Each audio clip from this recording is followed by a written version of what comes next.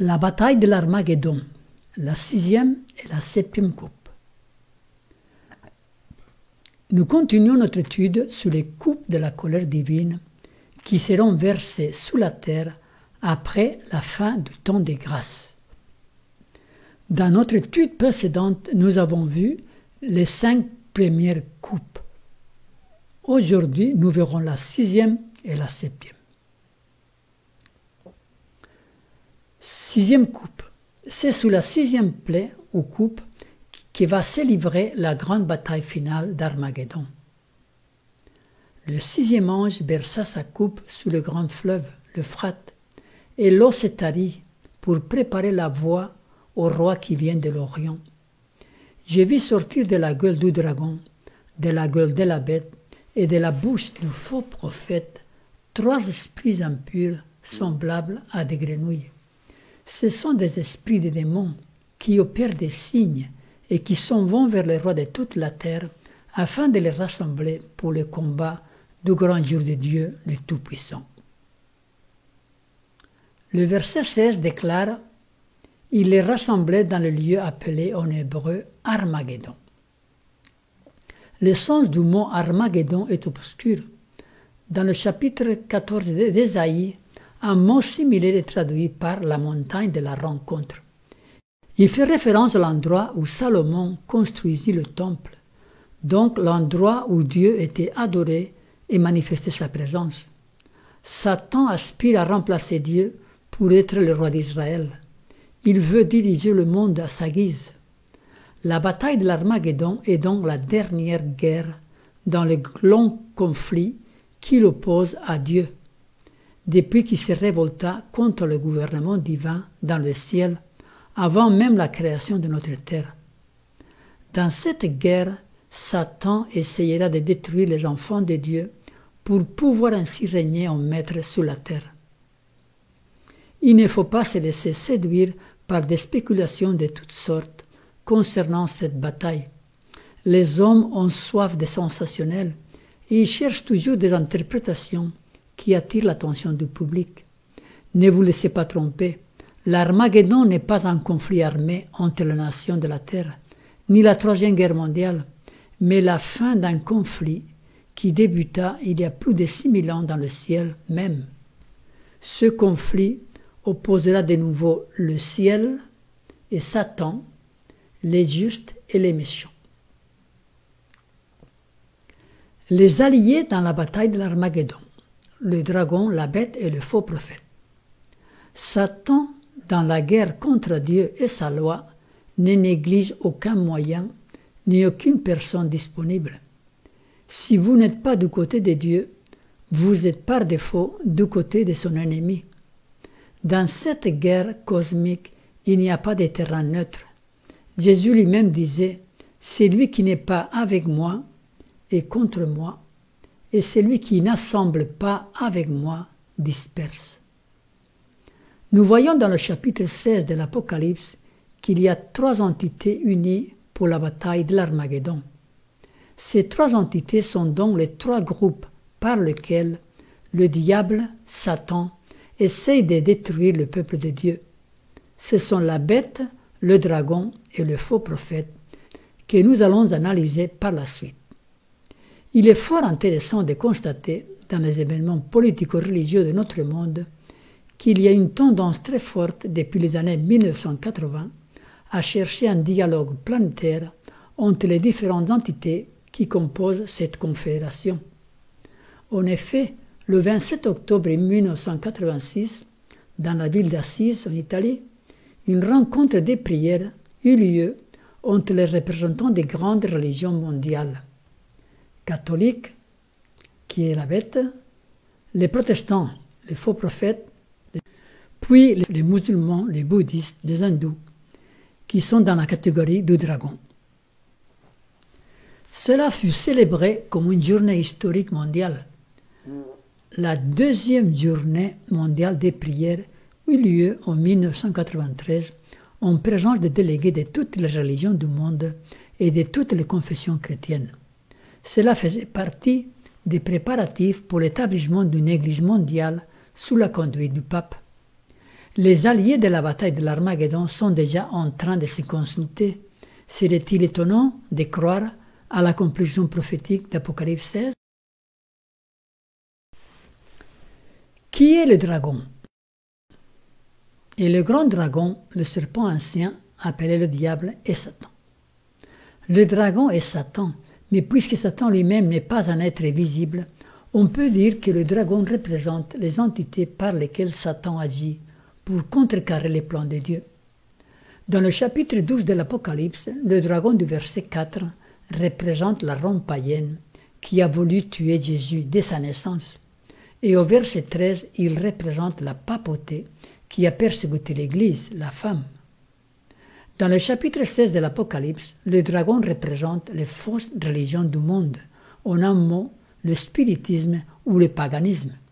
Si vous observez les symboles religieux de nombreuses religions païennes, vous trouverez que le dragon occupe une place de prédilection. Que ce soit dans le bouddhisme, le taoïsme, l'hindouisme et les religions des Mayas, des Toltecs et des Aztèques, le symbole du dragon est hyper présent. Toutes ces religions et philosophies sont d'origine satanique. Elles ont une base commune, l'immortalité de l'âme, le même mensonge que Satan employa déjà en Éden pour séduire Ève. Dans le dernier conflit, la bataille de l'Armageddon, cette fausse doctrine de l'immortalité de l'âme unira le spiritisme, le dragon, et la papauté, la bête. Qui est la bête? Dans le livre de l'Apocalypse, sauf dans Apocalypse 11, verset 7, l'expression la bête fait toujours référence à la papauté. C'est elle qui fera que tous les hommes se plient pour adorer le jour de la semaine que Dieu n'a pas institué, le dimanche. Elle ira plus loin en interdisant aux hommes de se reposer le samedi ou le sabbat, jour de repos institué lors de la création du monde et qui commémore l'œuvre créatrice. Cette bête, c'est l'homme des péchés dont parle l'apôtre Paul, 2 Thessaloniciens 2, verset 3, l'Antichrist, 2 Jean 4, verset 3, l'abomination de la désolation, Daniel 11, 31, la bête à 10 cornes, Apocalypse 13, de 2 à 8. C'est un faux système religieux qui, tout en prétendant être le représentant de Dieu sur la terre, prend la place de celui-ci, se permet de changer ses lois, oblige et persécute tous ceux qui ne veulent pas se soumettre à son autorité. Qui est le faux prophète? Le faux prophète représente le protestantisme apostat. Autrefois pur, car il vivait selon la lumière qui brillait sur son chemin, le protestantisme rejeta la vérité supplémentaire que Dieu, dans sa bonté, lui envoya vers le milieu du XIXe siècle, lors du grand réveil spirituel du mouvement millénite, puis adventiste. Il est appelé le faux prophète parce qu'il a apostasié. À l'époque de Martin Luther, le protestantisme était caractérisé par un attachement très profond à la parole de Dieu. La Bible et la Bible seule étaient le mot d'ordre des protestants. Luther avait identifié l'Antichrist comme étant la papauté. Il n'y avait pas de compromis possible entre ces deux églises. Il avait dit « Mon cœur éprouve déjà une plus grande liberté, car j'ai enfin la certitude que le pape est l'Antichrist et que son trône est celui de Satan lui-même. » Aujourd'hui, les églises protestantes sont en train de vendre la vérité et retournent vers Rome à grands pas. Il n'y a plus de protestants qui protestent, mais ce sont des frères séparés qu'il faut ramener au bercail de Rome. Et vous pouvez voir la vidéo intitulée « Qui est le faux prophète de l'Apocalypse » ou celle intitulée « Les dictatures de Dieu » pour plus de détails. Les esprits des démons et les rois de la terre. Le mouvement charismatique est le nouvel ordre mondial. Ces dernières années, le mouvement charismatique a pris des proportions alarmantes au sein des églises protestantes. Prétendant avoir reçu l'Esprit, le Saint-Esprit, on assiste à des manifestations sataniques sans précédent. Des manifestations soi-disant du Saint-Esprit, des guérisons miraculeuses, des prétendus dons de langue. Ce phénomène est d'actualité, aussi bien dans les églises évangéliques que dans l'Église catholique. Ce phénomène fera partie du faux réveil qui se manifestera peu de temps avant la descente de la vraie pluie de l'Esprit Saint sous les enfants de Dieu. Les miracles de guérison sont à l'ordre du jour. De nombreux prédicateurs évangéliques prétendent avoir reçu le don de guérison. Ils promettent à leurs fidèles des miracles. Certains de ces guérisseurs font fortune. Des milliers de gens viennent les voir, parfois des pays très éloignés, à la recherche d'un miracle. Étudions maintenant l'image utilisée de l'Euphrate desséché. L'Euphrate desséché est le roi de l'Orient. Dans la Bible, nous trouvons des principes d'interprétation qui sont toujours cohérents et qui doivent être respectés si nous voulons découvrir ces enseignements, surtout lorsqu'il s'agit d'interprétation prophétique.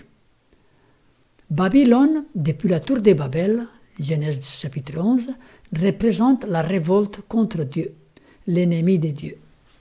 Dans l'histoire ultérieure, ceci a été constaté dans le fait que le royaume de Babylone, dirigé par Nebuchadnezzar, a été effectivement l'ennemi du peuple de Dieu. C'est lui qui a envahi Israël et qui a pris les enfants d'Abraham en captivité. Dieu suscita un libérateur dans la personne de Cyrus le Perse. C'est lui qui fit tomber le royaume babylonien et qui plus tard permit au peuple juif de retourner en Palestine. Dieu avait prédit cet événement 200 ans avant son accomplissement. Ésaïe 45 nous dit « Ainsi a dit l'Éternel à son oint, à Cyrus, que j'ai pris par la main droite pour terrasser devant lui les nations et délier les ceintures des rois, pour ouvrir les portes devant lui, tellement qu'elles ne soient plus fermées. » Et après, en 2 Chroniques 36, nous est dit « Mais la première année de Cyrus, roi des Perses, afin que la parole de l'Éternel, prononcée par Jérémie, fût accomplie, l'Éternel réveilla l'esprit de Cyrus, roi des Perses, qui fit publier par tout son royaume, et même par écrit, un édit portant. Ainsi a dit Cyrus, roi des Perses.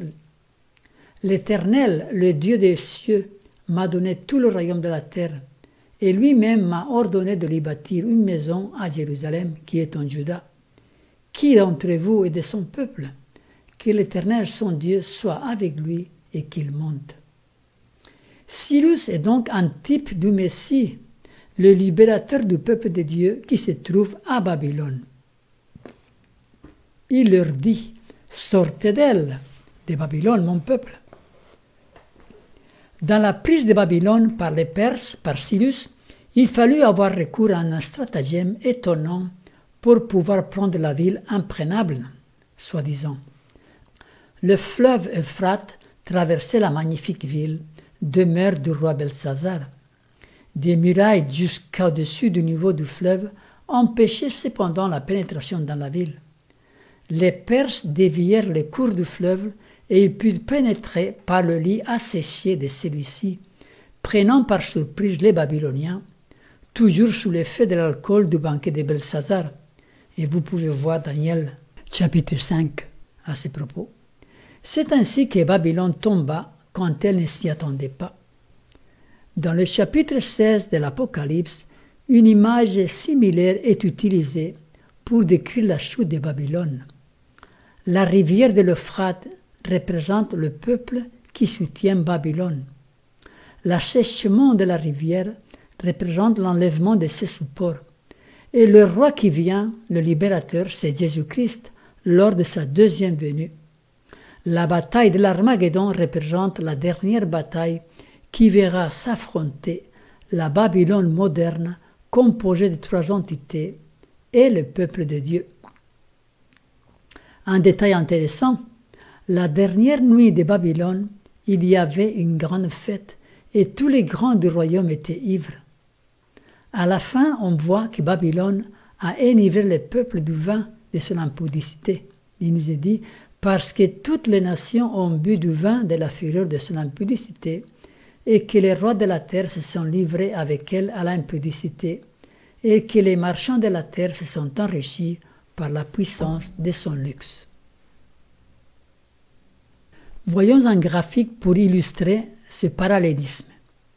Il y a eu donc avec Cyrus, il y avait eu un assèchement de l'Euphrate, ils avaient détourné la rivière.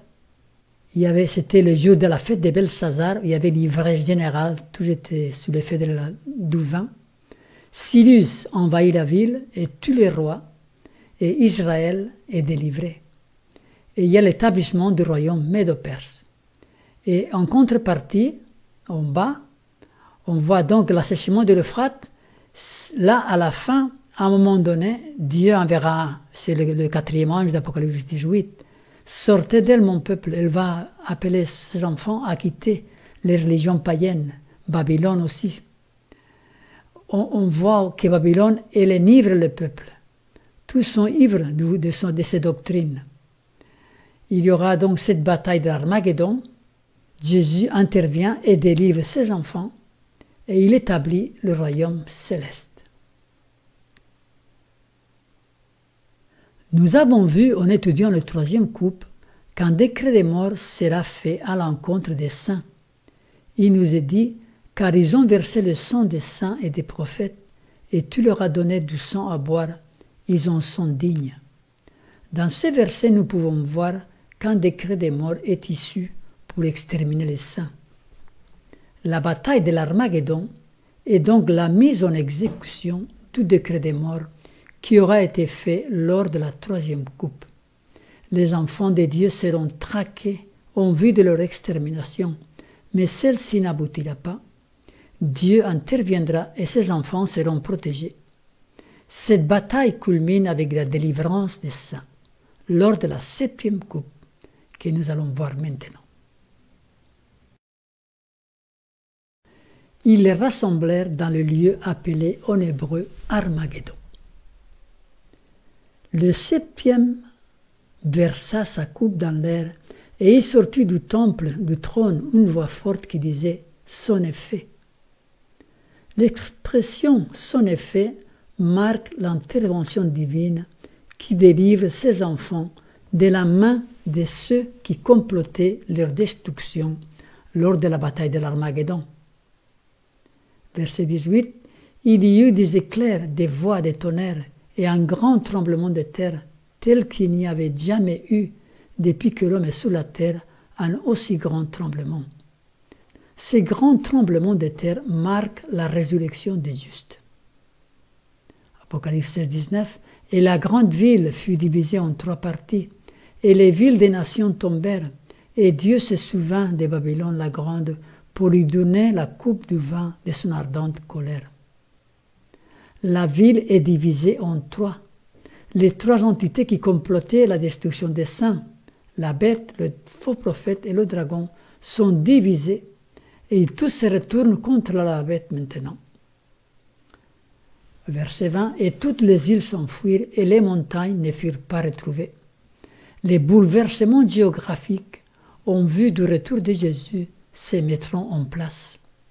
Verset 21, « Et une grosse grêle dont les grêlons pesaient un talent tomba du ciel sur les hommes, et les hommes blasphémèrent Dieu à cause du fléau de la grêle, parce que ce fléau était très grand. » La plupart des érudits évaluent le poids d'un talent à environ 28 kilos. Personne ne peut imaginer la dévastation causée par une telle chute de grêle. Mais la Bible nous dit que le Seigneur lui-même mettra fin à ce conflit lorsqu'il reviendra, accompagné des armées célestes, pour délivrer son peuple d'une planète en pleine révolte. Voyons encore un graphique. Il y a la fin des temps de grâce. Il y a les 7 coupes de la colère commencent à être versées. Et entre la 2e et la 3e coupe, il y a le décret des morts. Et ensuite, l'exécution du décret des morts aura lieu lors de la 6e coupe. Et c'est ça, la bataille de l'Armageddon. Ensuite, quand il nous est dit son effet, Dieu intervient, il délivre ses enfants. Il y a des grands bouleversements géographiques. Et tout cela a lieu pendant la 7e coupe. Ensuite, Babylone est divisée en 3, détruite et tout de suite, il y aura le retour de Jésus. Mais demanderez-vous, comment puis-je m'assurer de la protection divine lorsque les plaies commenceront à tomber? Il n'y a qu'une seule façon d'en être sûr. Vous voyez, le peuple qui fut délivré de la dernière plaie d'Égypte avait démontré sa foi et sa loyauté envers Dieu, son libérateur, en aspergeant les linteaux de ses portes du sang d'un agneau. Lorsque l'ange destructeur passa au-dessus de leur maison, ils jouissaient de la plus grande sécurité au milieu de la destruction générale. Ils avaient suivi les instructions divines et fait les préparations nécessaires. De nouveau, le peuple de Dieu sera épargné lorsque tomberont les plaies, pourvu que ses membres aient accepté l'agneau de Dieu comme sacrifice expiatoire et laissé son sang les purifier du péché. Par notre vie, nous choisissons aujourd'hui dans quel camp nous serons, ou bien dans le camp de Dieu, ou bien dans celui de l'ange rebelle. Lorsque les anges destructeurs commenceront leur œuvre, il sera trop tard pour changer de camp. La porte de la grâce sera refermée pour toujours. Les coupes de la colère divine tombent sur ceux qui ont la marque de la bête. C'est donc important de comprendre exactement en quoi consiste cette marque. Ceci sera le sujet de l'étude suivante. Voyons en résumé.